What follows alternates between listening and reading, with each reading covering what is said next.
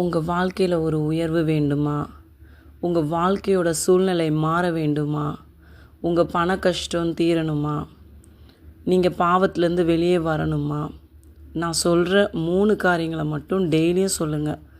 At least 100 times சொல்லுங்கள். நீங்கள் ஃப்ரீயாக உட்காந்துட்ருக்கும்போது, இல்லை நடக்கும்போது, எப்போனாலுமே நீங்கள் இந்த 3 வார்த்தைகளை சொல்லிகிட்டே இருங்க. ஸ்தோத்திரம் ஸ்தோத்திரம் ஸ்தோத்திரம்னு சொல்ல ஆரம்பிங்க. உங்கள் உதடுகளால் சொல்ல ஆரம்பிங்க. செகண்ட் வார்த்தை அல்லேலூயா அல்லேலூயா அல்லேலூயா சொல்லிகிட்டே இருங்க.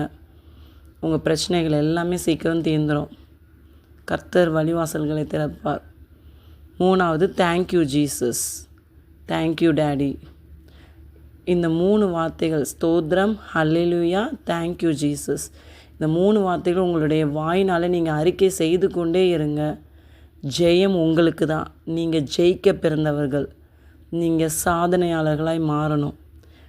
நீங்கள் உங்களுக்குள்ள சிங்கத்தை போல் தைரியத்தை ஏசப்பா கொடுப்பாங்க.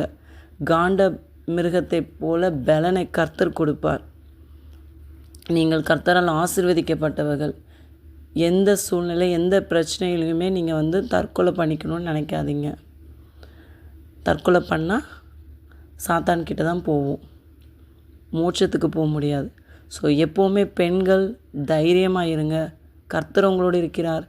நீங்கள் கர்த்தரால் ஆசீர்வதிக்கப்பட்டவர்கள். உங்கள் சூழ்நிலை எல்லாம் மாறும். ஏசப்பா உங்கள் கண்ணீரை துடைக்கிறதுக்கு வல்லமையுள்ளவராக இருக்கிறார். இந்த 3 வார்த்தைகளை அறிக்கையிடுங்க. ஆமேன்.